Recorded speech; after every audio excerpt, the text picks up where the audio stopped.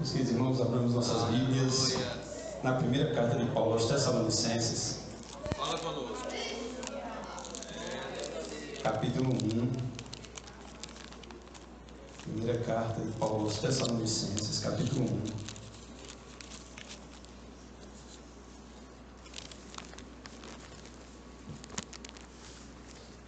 A partir do versículo 1. Os irmãos acharam? Amém? Passemos a leitura das Sagradas Escrituras, que assim nos diz: Paulo e Silvano e Timóteo, a igreja dos Tessalonicenses em Deus o Pai e no Senhor Jesus Cristo, graça e paz tenhais de nosso Deus e Pai, Deus nosso Pai e do Senhor Jesus Cristo. Sempre damos graças a Deus por vós todos, fazendo menção de vós em nossas orações, lembrando-nos sem cessar da obra da vossa fé, do trabalho da caridade e da paciência da esperança em nosso Senhor Jesus Cristo, diante de nosso Deus e Pai. Amém. Meus amados irmãos, inicialmente nós gostaríamos de introduzir aos irmãos o que era essa igreja e como ela nasceu. Paulo estava para fazer a sua segunda viagem missionária e é interessante notar que houve uma pequena, para não dizer uma grande confusão entre Paulo e um obreiro chamado João Marcos. E aquela discussão foi tão grande, aquele conflito foi tão grande, que Barnabé, que era um homem sábio, que tinha pego Paulo, introduzido no meio da comunidade cristã, tinha feito o discipulado de Paulo, tinha levado Paulo para o meio do seio dos apóstolos, dos irmãos. Barnabé, vendo aquela situação, chegou e disse: vamos fazer o seguinte, eu vou com João Marcos, continuo viagem com João Marcos, e você vai com Silas e está resolvido o problema. E foi assim que Paulo fez.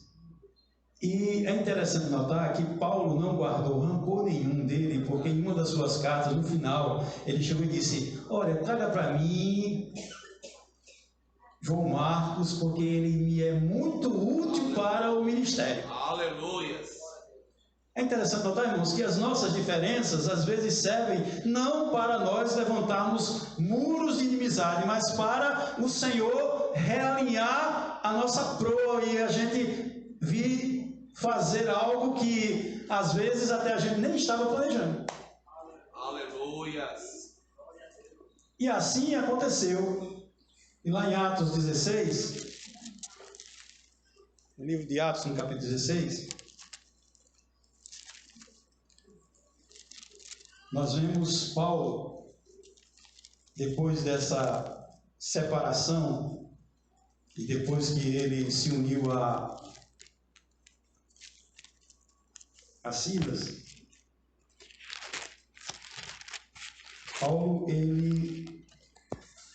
a ideia dele, a intenção dele, era voltar pelas igrejas para fortalecer a fé dos irmãos a quem eles tinham anunciado o Evangelho.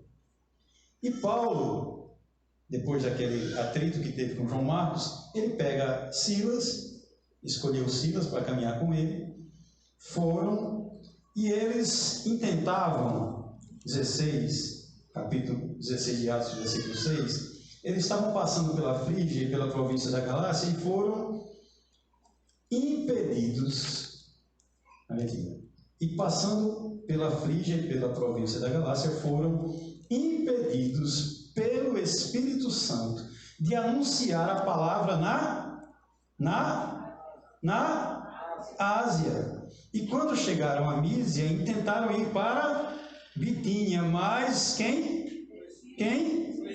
O Espírito de Jesus não lhe permitiu. E tendo passado por Mísia, desceu até Troas. E quando chegou lá em Troas, Paulo teve de noite uma visão. em que se apresentou um varão de onde? De onde? Da Macedônia. E lhe rogou, dizendo: passa a Macedônia e ajuda-nos. E logo depois dessa visão, procuramos partir para a Macedônia, concluindo que o Senhor nos chamava para lhes anunciarmos o Evangelho. Aleluia. O plano de Paulo era ficar ali na Ásia, confirmando a fé dos irmãos que estavam ali e ainda desbravando outros campos naquela região do Oriente. Mas o Senhor, ele tinha um outro projeto. Ele queria trazer o Evangelho para o Ocidente. Aleluia. Para a Europa. Esse era o projeto de Deus. E Paulo querendo ir para um canto, mas o Espírito Santo de Deus resistiu. Aleluia. É interessante notar, irmãos, que às vezes a gente quer fazer certas coisas e Deus simplesmente não deixa. Sabe por quê? Porque na Apocalipse diz assim: a porta que Deus abre, ninguém fecha, mas também aquele que ele fecha, ninguém abre. Ele passa o cadeado com umas 3 voltas, bota outra chave tetra e bota seguro, bota correntinha. Não tem ser humano nenhum que consiga abrir a porta que Deus fechou. Aleluia. Mas aí, Paulo, a porta que Deus fecha é para que a gente vá para outra porta. Porque senão não faz sentido a vida cristã. A vida cristã tem portas que se fecham para que se abram outras. E foi isso que o Senhor fez com Paulo. Ele se revelou para Paulo dizendo, no sonho, um homem, ele diz assim: e Paulo teve de noite uma visão em que se apresentou um varão da Macedônia e lhe rogou, dizendo: passa a Macedônia e nos ajuda.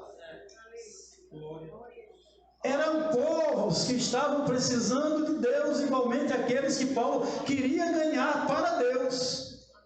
Aleluia. E Paulo, procurando partir para a Macedônia, ele concluiu que o Senhor chamava ele para anunciar o Evangelho. E não era no lugar que ele queria. Se a gente fizesse o que a gente queria, era bom demais, né, irmãos?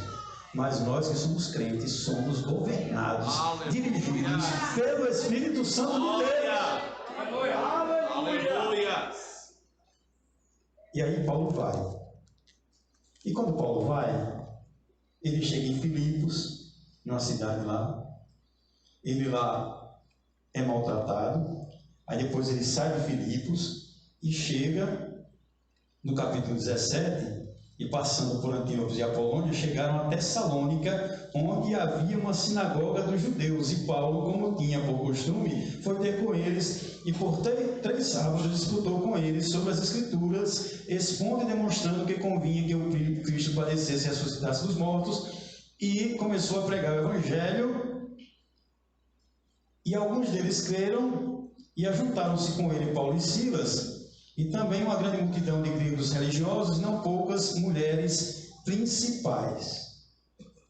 Aquele povo estava com uma sede de Deus tão grande que eles foram ao encontro de Paulo na sinagoga para ouvirem a mensagem que Paulo tinha para transmitir. Tessalônica era uma cidade grande que ficava na cidade portuária, ficava na margem, né, do mar. E quando ela cresceu, tinha cerca de 200 mil habitantes, era uma cidade estratégica porque era uma cidade de caminho, de ligação da Ásia para a Europa. Ela ficava bem no meio. É como aqui no Nordeste, muitas cidades se levantaram e ficaram importantes, como Caruaru, em Pernambuco, Campina Grande, na Paraíba, Mossoró, aqui no Rio Grande do Norte. Por quê? Porque eram cidades, né? Aqui, ó, Natal para Fortaleza, Mossoró fica no meio e faz aquele trânsito. E essas cidades se tornam grandes centros comerciais importantes. Essa cidade era um grande centro comercial, também era rica na cultura, porque era uma cultura grega, uma cultura helenista. Também tinha uma grande quantidade de judeus. e tinha um povo sedento de Deus, e teve um homem que atendeu ao chamado de Deus e foi ao encontro desse povo carente. E ele pregou para aquele povo, só que o povo se converteu, e aqui diz aqui, ó, que muitos religiosos e mulheres principais, mas os judeus desobedientes, movidos de inveja. Olha, irmãos, pense num sentimento miserável da inveja. Ela seca os ossos de uma pessoa. Não é? O cara não faz, não quer que o outro faça, não tem, não quer que o outro tenha, não gosta e não quer que o outro goste. Que miséria de vida é essa do invejoso?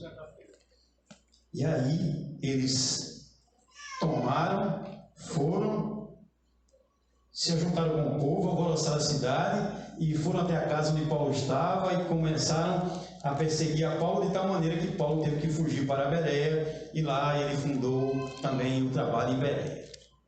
Só que naquele tempo que ele passou, e aqui na Bíblia diz que ele passou 3 sábados ensinando, mas alguns estudiosos dizem que ele passou mais tempo lá, ganhando almas para Jesus, ali se formou uma igreja. E Paulo, preocupado com essa igreja, Paulo tinha saído dali, foi para Bereia, fundou a igreja lá. Os judeus lá de Tessalônica, com raiva, ainda foram lá até Bereia perseguir Paulo. Paulo teve que fugir, foi para Atenas, de Atenas ele foi para Corinto. Quando chegou lá, ele manda de volta Timóteo para visitar a igreja de Tessalônica, e quando ele volta trazendo as notícias, aí Paulo escreve essa carta primeira carta aos Tessalonicenses, que também é considerada uma das primeiras cartas de Paulo, se não for a primeira escrita por ele. Diante dessa situação, ele escreve essa carta, e no primeiro versículo diz assim, os irmãos podem abrir em primeira carta de Paulo aos Tessalonicenses, deixa aberta aí sua Bíblia, a gente vai comendo alguns versículos aqui. Eu prometo que eu não vou fazer que nem Paulo, pregar até o outro dia de manhã, e para ninguém cair de cima da janela. Aqui não tem janela, mas tem um som ali em cima. Se tiver alguém ali assim e cair embaixo, não é? A responsabilidade vai ser minha, e não é? Então eu prometo que a gente não vai passar muito tempo. Então Paulo e Silvano e Timóteo eram os 3, e aqui esse Silvano é o nome latim de quem que estava com Paulo caminhando? Silas. Então esse Silvano aqui é o mesmo Silas, companheiro de Paulo de viagem, certo? Então Paulo, Silas e Timóteo, a igreja, nesse acraseado, se dirigindo à igreja, transmitindo essa mensagem para a igreja dos Tessalonicenses, em Deus o Pai e no Senhor Jesus Cristo, graças e paz tenhais de nosso Pai e do Senhor Jesus Cristo. Os 3 foram responsáveis simplesmente pela fundação daquele trabalho. Então, eles 3 juntos estavam transmitindo uma mensagem para saber como estava aquela igreja, para edificar aquela igreja, para consolar aquela igreja. E ele transmite, e aqui ele se identificando, ele diz assim, Paulo, Silvano e Timóteo. Nas demais cartas,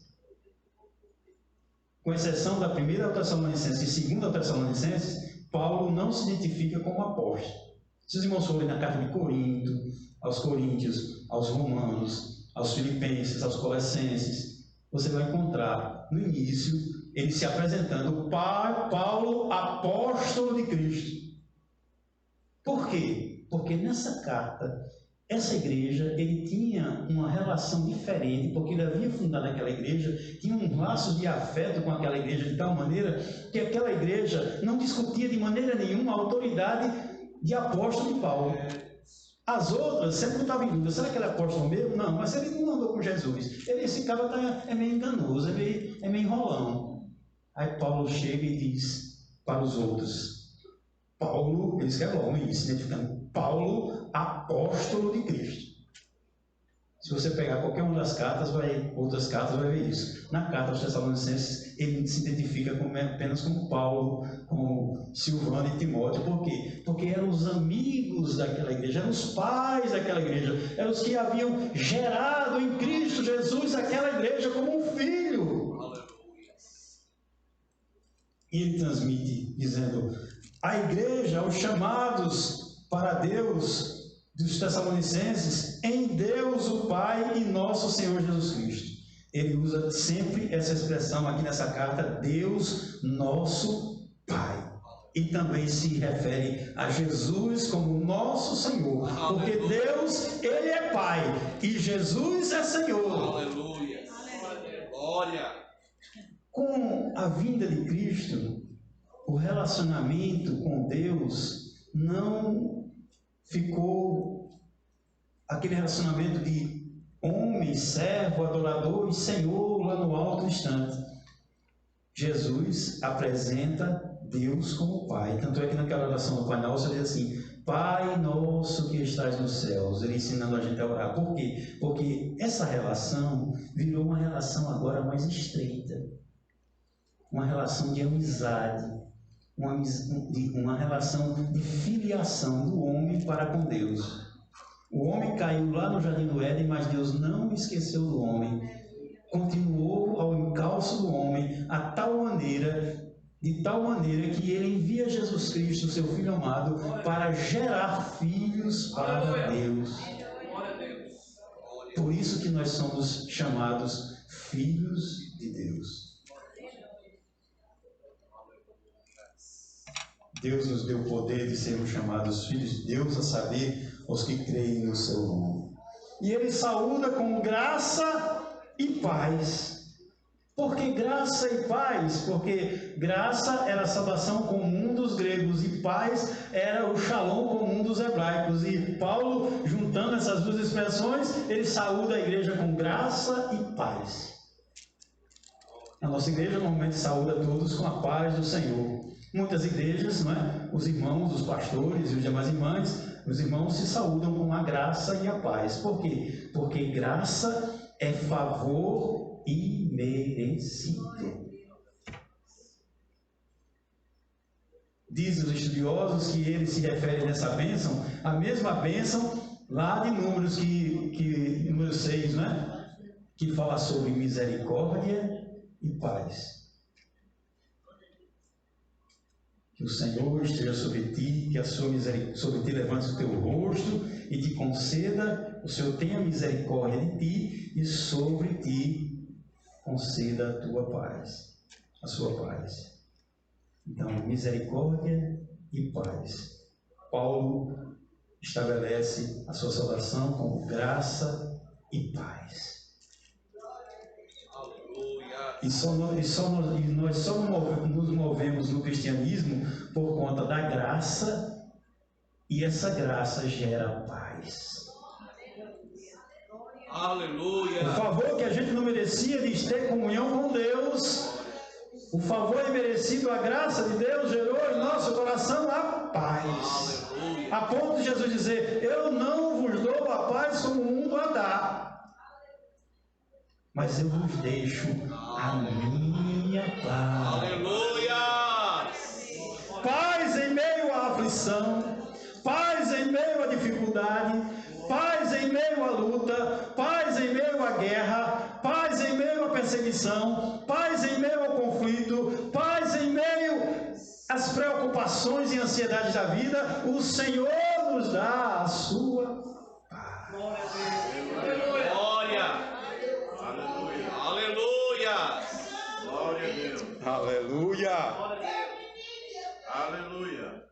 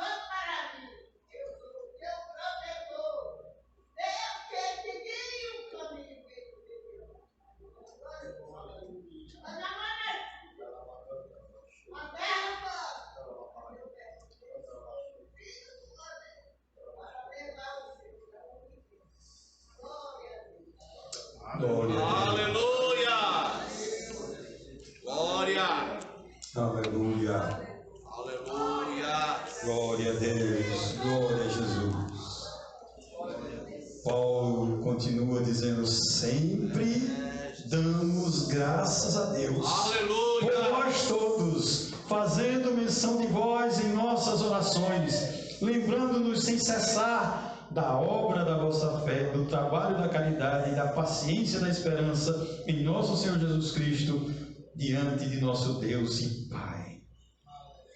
Paulo, ele recebendo as notícias daquela igreja, ele disse: olha, eu sempre, nós juntos aqui, sempre damos graças a Deus por vocês. Por quê? Porque aquela igreja, ele vai dizer que aquela igreja, a fé dela foi de tal maneira que soou a palavra do Senhor, não somente na Macedônia e Acaia, mas também em todos os lugares. A vossa fé para com Deus se espalhou de tal maneira que já não temos necessidade de falar coisa alguma. A fé daquela igreja foi tamanha que se espalhou a notícia de que aquele povo estava se transformando num povo diferente e todo mundo ficava enaltecendo aquele povo por conta da fé deles. E aqui fica a pergunta.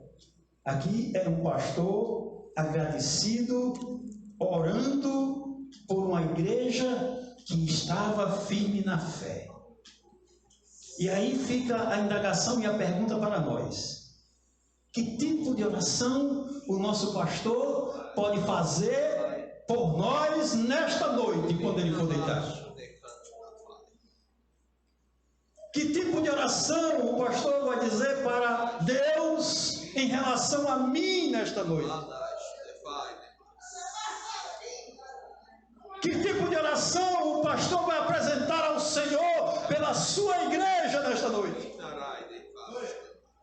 O pastor Paulo, ele disse: nós não cessamos de dar graças a Deus por vós, porque a fé de vocês soa alto em toda a Grécia, desde o norte, na Macedônia, até no sul, na Acaia, não importa.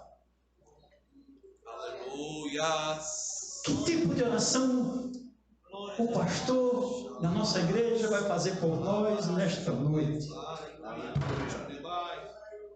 Aleluia. É por isso que estamos rodeados por uma grande nuvem de testemunhas, diz em Hebreus.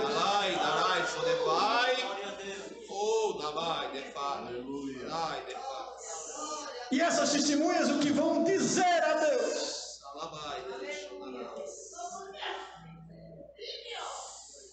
Canta lá baixo.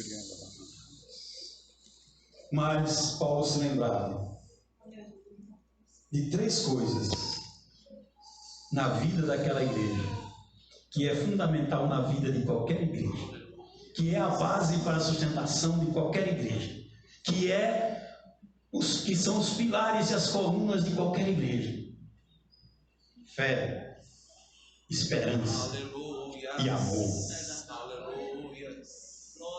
Agora não era uma fé qualquer. E ele diz: uma fé que produz obras, que é operosa, um amor que trabalha e uma esperança que é firme, paciente e perseverante. Os três pilares da igreja. Paulo aos Coríntios, ele usou essa mesma expressão em 1 Coríntios capítulo 13, versículo 13.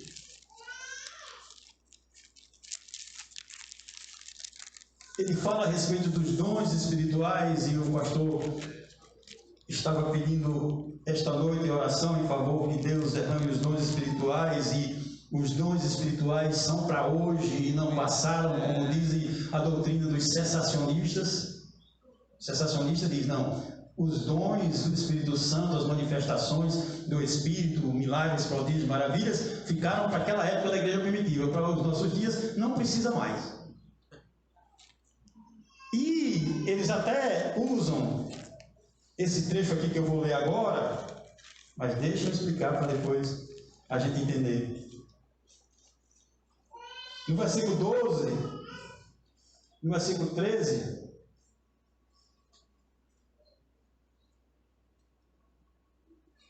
no versículo 8 diz assim: O amor nunca falha, mas havendo profecias serão aniquiladas, havendo línguas cessarão, havendo ciência desaparecerá. E o versículo 13 diz assim: agora, pois, permanecem a fé, a esperança e o amor. Estas três, mas a maior destas é o amor. Quer dizer que os dois se acabaram? Paulo está dizendo que cessaram as profecias, cessaram as línguas, foram aniquiladas as línguas, a ciência, o dom de ciência desapareceu, e agora permanece a fé, a esperança e o amor. E o mais importante deles é o amor. Mas sabe por quê, irmãos?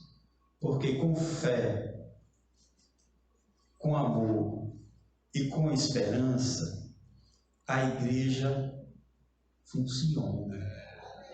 Aleluia! A igreja com fé, Aleluia! ela opera. Glória! Com amor, ela estende a mão. Jesus, em seu ministério, nos milagres que ele produzia, muitos trechos dizia assim, antes dele operar o milagre: e Jesus, movido de íntima, fazia o quê? Curava o enfermo, libertava o cego, curava o aleijado, levantava aquele que estava coxo. Íntima compaixão. Glória! Então, a base para nós vermos prodígios, milagres e maravilhas são os três pilares: fé, que opera pelo amor, como diz em Gálatas capítulo 5, versículo 6. Amor e a esperança do porvir. E eram esses três elementos que estavam na vida daquela igreja que Paulo havia identificado. E Paulo diz, no versículo 3, a obra da vossa fé. A Bíblia Sagrada diz assim, que a fé vem pelo ouvir, e pelo ouvir por meio da palavra de Deus. Romanos capítulo 1, versículo 16 e 17. Se os irmãos puderem chegar lá. É a primeira carta depois de Atos dos Apóstolos.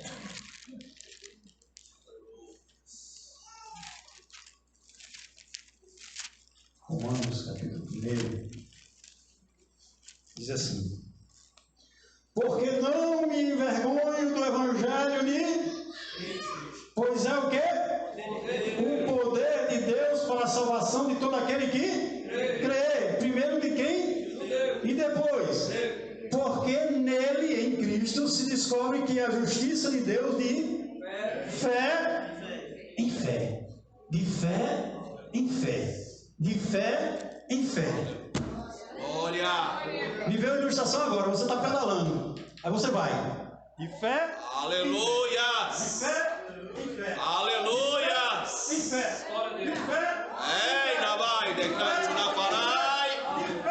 Oh, Nabai, so decante na vai, de pai. Ei, Darai. Eu preciso pedalar a minha bicicleta com o pedal da fé. Aleluia!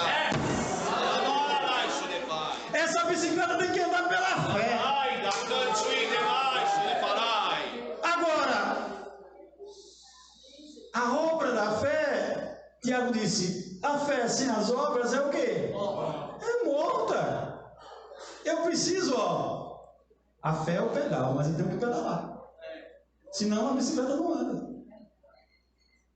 Os irmãos estão entendendo? Aleluia! Precisamos pedalar nossa fé.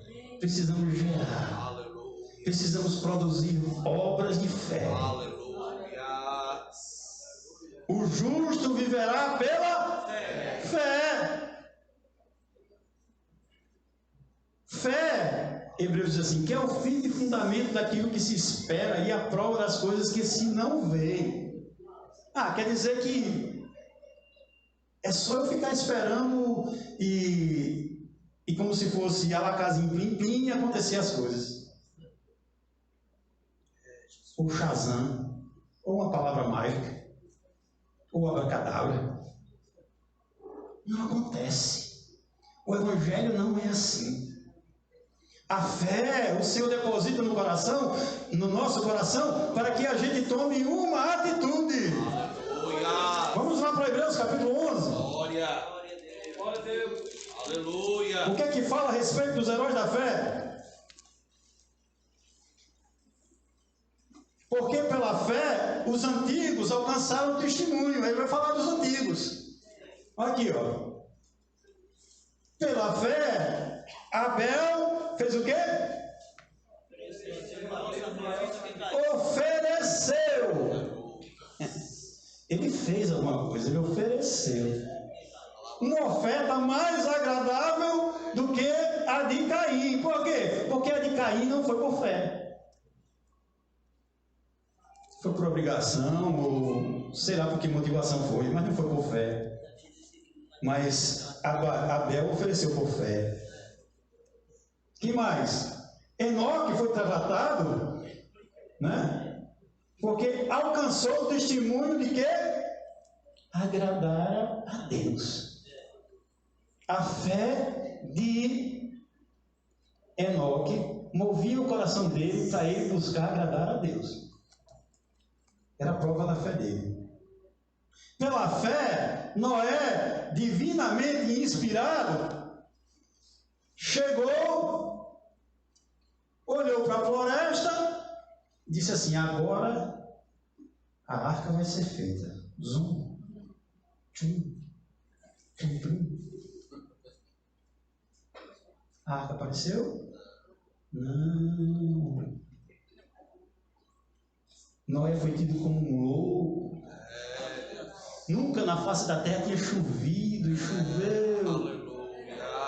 Mas antes de chover, Noé foi chamado pregoeiro da justiça, porque ele pregou: está vindo uma chuva aí, está vindo uma chuva, está vindo uma chuva, está vindo uma chuva. Mas que danada de chuva é isso? Chuva é a água que, em vez de sair de vapores da terra, vai cair do céu. O povo que nunca tinha visto chuva, chegou e disse: não, isso não pode acontecer, mas é pela fé. Aleluia. Mas só que ele não ficou esperando a chuva cair como os outros. Ele foi providenciar a arca e colocou a família dele dentro. Não importa quem não queira entrar na arca, prepare sua arca e coloque sua família dentro. Aleluia.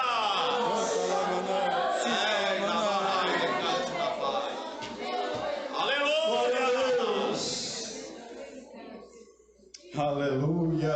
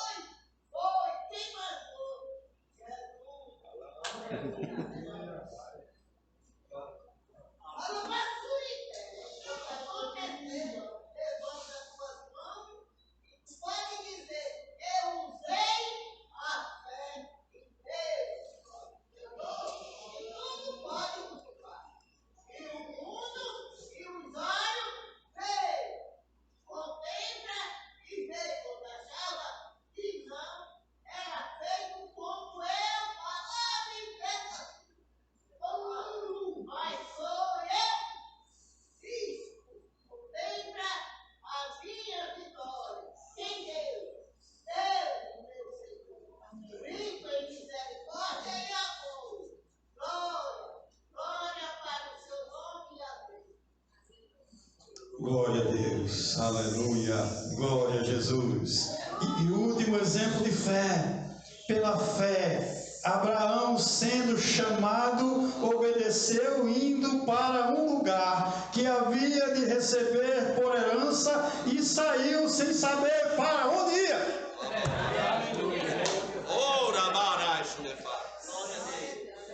Abraão não ficou esperando o teletransporte de Jornada nas Estrelas. Né? Não, estou aqui, Jesus vai pegar e tchum, vai me levar para lá, vai me arrebatar. Não. Ele foi. Seria como hoje, Eu acho que eu não tinha coragem para fazer isso, não. Só Deus, né? O Espírito Santo move e a gente vai mesmo. É verdade. Né?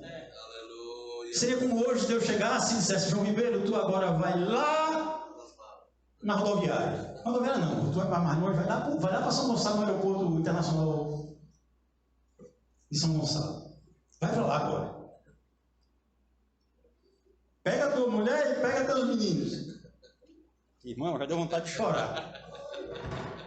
Aleluia. Já deu vontade de chorar. Aleluia. Vai lá para São Gonçalo do Amarante, pega lá, vai lá para o avião. Pega a mala. Só leva a mala, a roupinha, não precisa mais de nada não. E minha casa, e meu emprego, não sei o que, rapaz. Vai-se embora. Chega lá, eu vou para onde? Não interessa não. Entra naquela fila. Compra passagem para tal lugar e vai-se embora. Aleluia. Foi assim que Abraão fez. Isso não é fé ou não é? Mas aconteceu por quê? Porque Abraão, ouvindo o chamado, como diz as Sagradas Escrituras, obedeceu, indo para um lugar que havia de receber por herança, e saiu da sua terra, da sua parentela, da sua casa, sem nem sequer saber para onde ele ia. Fé. Fé que opera, fé que trabalha, fé que age, fé que faz. Aleluia. Tiago disse: fé sem obras é morta. Aleluia. Nós não somos salvos por conta das obras, nós somos salvos por meio da fé. E essa fé gera em nós atitude para fazermos obras. Segundo item, segunda coluna da igreja, o tripé.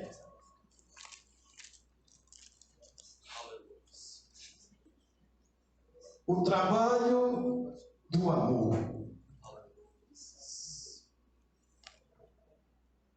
Vou direto. O versículo áureo da Bíblia Sagrada, qual é? Todo mundo sabe decorar. João 3,16. Tem até gente que bota assim, John. É nem João, né? É John na camiseta. Né? Que a camiseta preta dele está branca, é John 3,16. O que é que diz lá? Porque Deus amou o mundo de tal maneira que deu o seu único Filho, para que todo aquele que nele crê não pereça, mas tenha vida eterna. Mas vá agora, abra sua Bíblia, de papel, ou de celular, ou mídia, seja qual for, aquela bonitona da vovó, do papai, do tio. Abra sua Bíblia agora. Primeira carta de João 3,16, e veja o que é que ela fala para nós. É a contrapartida do amor. Nós proclamamos e dizemos que Deus nos amou de tal maneira que Ele deu o seu único Filho, para que todo aquele que nele crê não pereça, mas tenha vida eterna. Mas veja agora a nossa parte em reação a esse amor. Primeira carta de João, 1 João 3,16. Mesma coisa. Só bota um umzinho na frente. E olha a diferença. O que é que diz a Bíblia Sagrada? Quem achou pode ler? Conhecemos o amor nisto, que Ele deu a sua vida por nós, e nós devemos dar a vida pelos irmãos. É mole? Conhecemos o amor nisto, que Jesus deu a sua vida por nós. Maravilha, coisa maravilhosa. Agora a resposta a esse amor. Oi, irmãos, como é triste um amor não correspondido, né? O camarada quando é adolescente, né? Eu conheci um jovem que cantava no conjunto. Aí ele se apaixonou, ele foi fazer uma viagem no conjunto com a menina, conjunto de mocidade, né? Aí foi, o conjunto cantou e tal. Aí ele voltou, sentou-se, claro, né?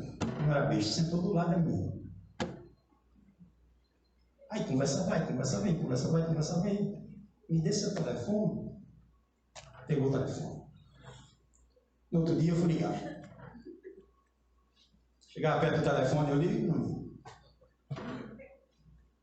O cabra, né? Ligo, não ligo, ligo, não ligo, ligo, não ligo. Ligou. Pronto. Foi lá e conversou, vai, conversa, vem. Vamos na casa do irmão fulano e tal para a gente orar. Olha, esse negócio, né? Vamos lá. Para ver o que Deus tem nesse negócio. Chegou lá, a irmã recebeu os irmãos, ficaram lá, conversaram e oraram. E sabe o que aconteceu? Nada. Graças a Deus, porque não era o plano de Deus naquele dia. Voltou para casa. E aquele jovem com o coração, né? Quebrado. Teve um dia, um ensaio, conjunto, domingo à tarde, conjunto, os homens sentavam atrás, a menina na frente. Chega a menina, bota a mão assim no banco.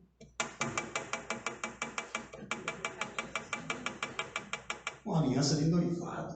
O camarada só faltou cair para trás. Um jovenzinho da igreja. Sabe o que ele foi fazer? Foi para casa, triste, abatido, sem saber o que fazer da vida, né? Dormiu. Só que o Espírito Santo de Deus, que age na minha, na sua e na nossa vida, naquele dia acordou aquele cabra que nunca ia para culto matutino e levou ele para onde? Para o culto matutino. O cabra foi para lá e foi se debulhar em lágrimas e começou a chorar e saiu e passou 5 horas, 6 horas, 7 horas da manhã e o porteiro foi embora e ele ficou lá sozinho. Mas o que aconteceu? Depois daquilo ali, Deus restaurou o coração dele e renovou a vida dele e ele entendeu qual era o sentido do verdadeiro amor.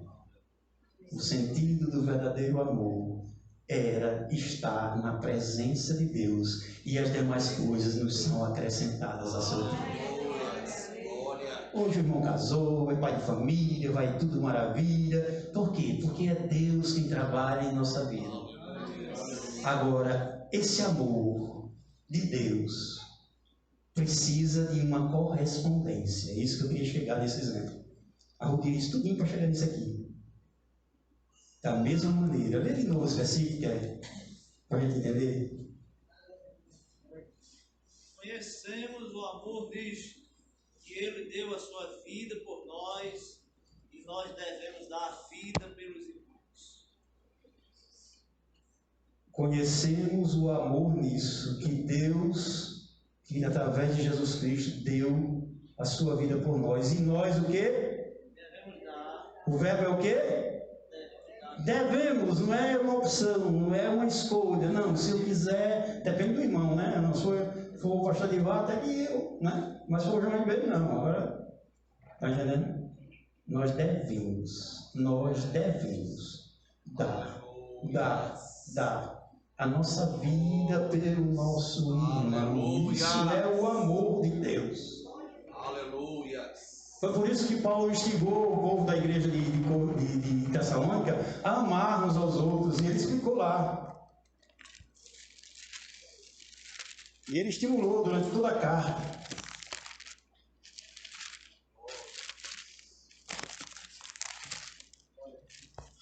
Tessalonicenses. E ele falou, lá no capítulo 3, no versículo 12, e o Senhor vos aumente e faça abundar em amor uns para com os outros e para com todos, como também abundamos para convosco. No capítulo 4, ele também fala a respeito desse cuidado que nós devemos ter para com o nosso semelhante, quanto ao amor fraternal, não necessitais de que vos escreva, visto que vós mesmos estáis instruídos por Deus, que vos ameis uns aos outros. Já estamos instruídos. Mas que amor é esse? Que amor é esse que eu tenho que ter pelo meu próximo? Vamos lá para 1 Coríntios capítulo 13.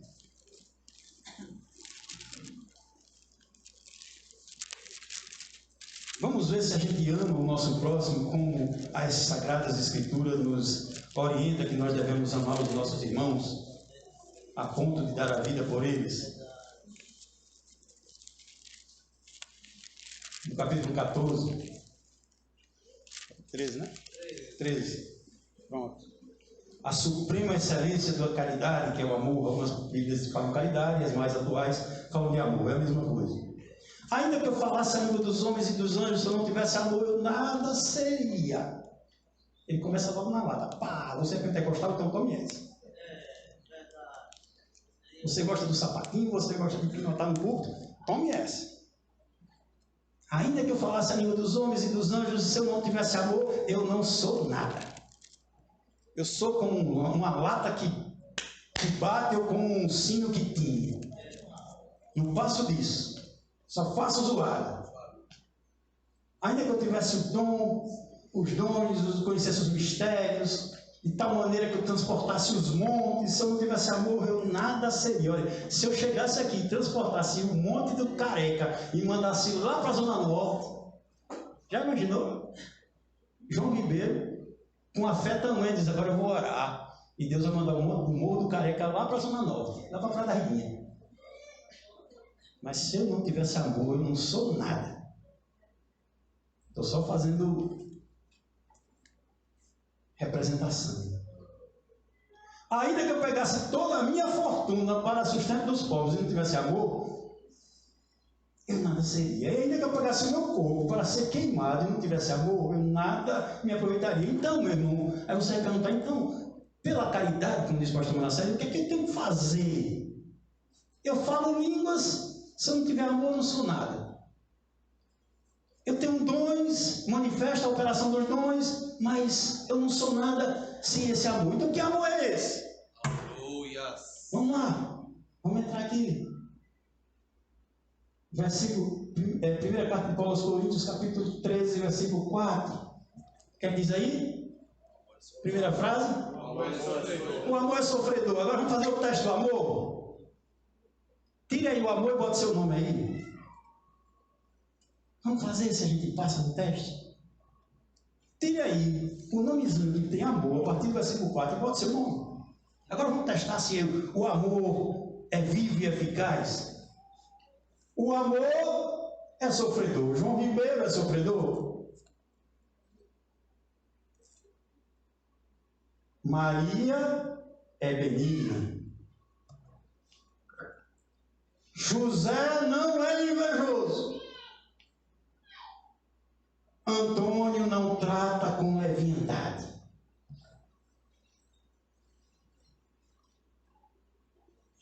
José não se ensoberbece. Pedro não trata com indecência. João Ribeiro não busca os seus interesses. Vocês não estão entendendo? Vou botar isso de novo. João Ribeiro não se irrita. Glória. Olha só. E tem hora que a gente esquenta a cabeça, parece um pavio um cabeça de fósforo, no instante esquenta. Maria não suspeita mal. Meu Deus. Meu Deus, irmão João Ribeiro, é muito relaxado, esqueceu o paletó. Acaba relaxado, vai pregar na quinta-feira, não conta doutrina, não esquece o paletó. Misericórdia. Jesus, tem misericórdia do céu. Não suspeita mal. Não folga com a injustiça. Oh, irmãos, as injustiças acontecendo ao nosso lado e a gente no pecado está uma omissão calada. As coisas acontecendo ao nosso redor e a gente não levanta a voz. Não é comigo, estou nem aí. É com ele, está acontecendo, é com ele, deixa ele para lá. Não aconteceu comigo, graças a Deus. Mas não folga com justiça, uma prova.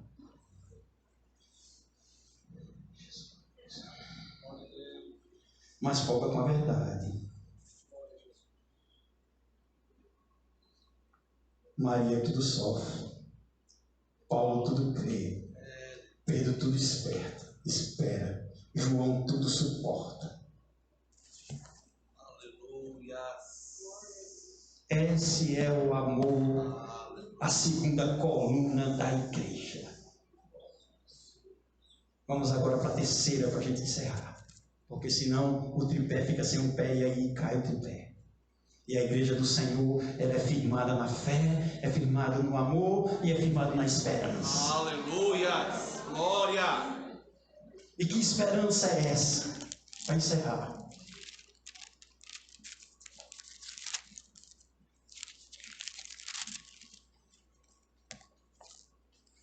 Paulo diz assim que é a paciência da esperança, ou seja, uma esperança firme. Ô, irmão, se essa coluna não estivesse firme, a gente não estava debaixo dela.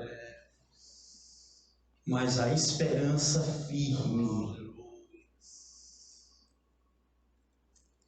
Alegrai-vos na esperança. Aleluia. Disse Paulo. Também diz aqui, ó, a Bíblia Sagrada.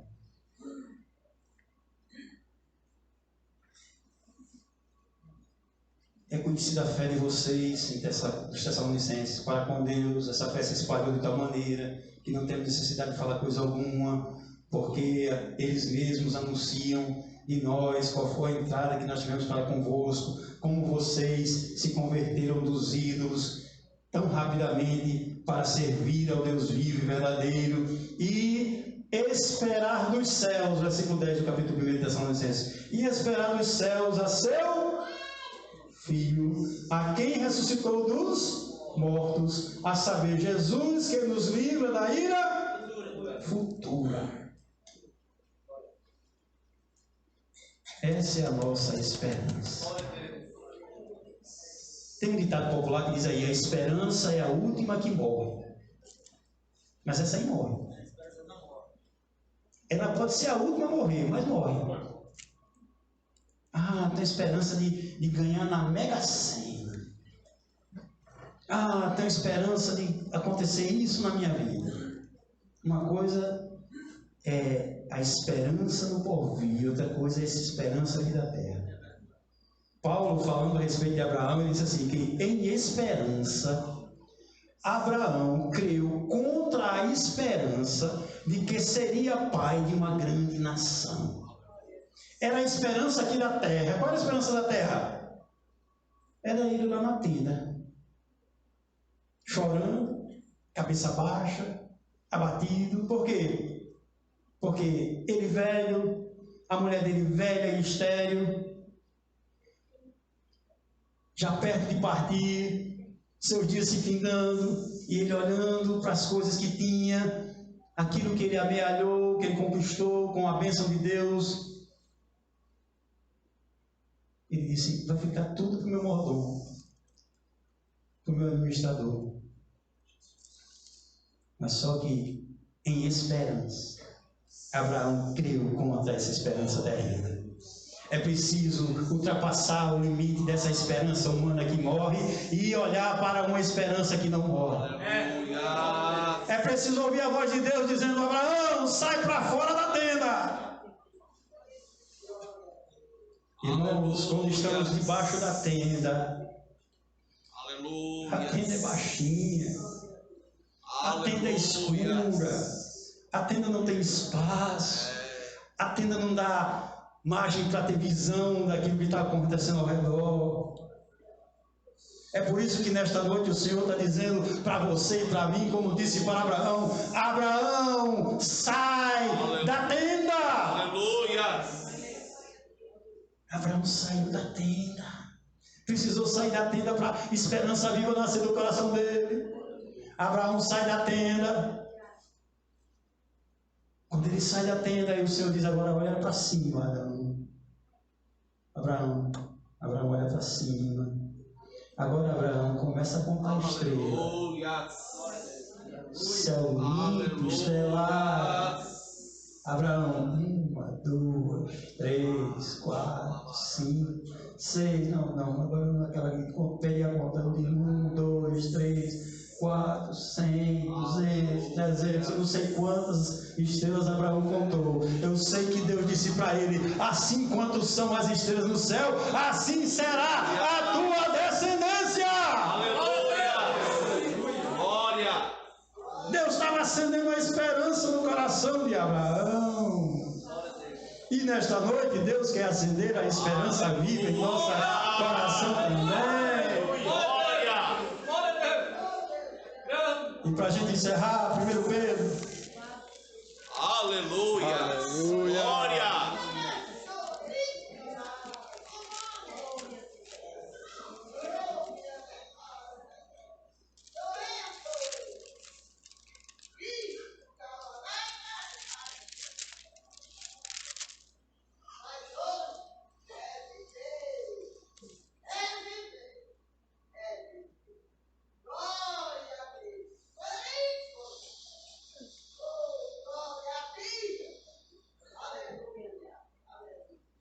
Glória a Deus. Primeira carta de Pedro, para a gente encerrar. Capítulo 1, versículo 3. Aqui Pedro, ele expressa uma ação de graças ao Senhor. Ô irmãos, está na hora da gente começar a dar ações de graças ao Senhor. Chega de ser menino pidão. Papai me dá um celular, papai me dá um almoço, papai me dá dinheiro para o lanche, papai isso, papai aquilo, papai aquilo. Papai está dizendo: rapaz, agradece para mim uma vez na vida, rapaz. Obrigado, pai. Mas não é só uma vez não, é todo dia. Bendito. Aleluia. Glória! Ele encheu o coração e disse: bendito. Bendito seja o Deus e Pai de nosso Senhor e Salvador Jesus Cristo, que segundo a sua grande misericórdia, foi a misericórdia de Deus a causa de nós não sermos consumidos, foi a causa de Deus de nós entrarmos por essas portas, foi a causa de Deus de nós estarmos caminhando na presença do Senhor, esperando a vinda do Senhor. Foi a misericórdia de Deus que nos alcançou por meio do sangue de Cristo derramado na cruz do Calvário. Foi pela misericórdia de Deus que nós estamos aqui nesta noite dizendo: Senhor, aviva a nossa esperança.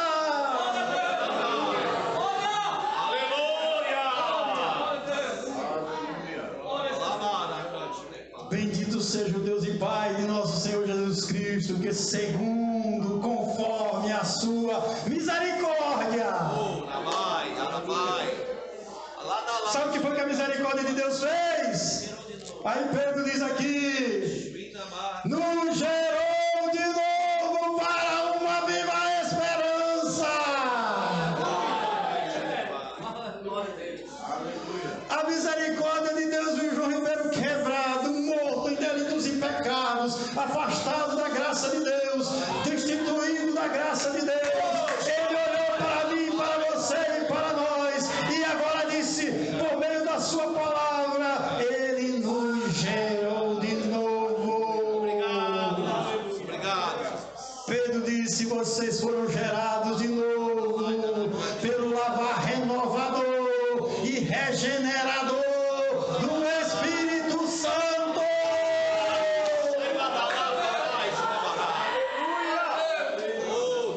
É a água que desce do céu e lava a gente, e quando lava, renova. Pedro nos gerou de novo. Para quê? Para que Deus me gerou de novo? Para que Deus... para eu vestir um terno bonito. Eu já nem vim de terno. Não, para eu vestir uma roupa bonita, botar aquela bolsa bonita e não. Ele nos gerou de novo com uma finalidade, com um objetivo, com uma razão. Ele nos gerou de novo para uma viva esperança. Que esperança é essa? Não, agora a esperança é de que eu vou agora declarar.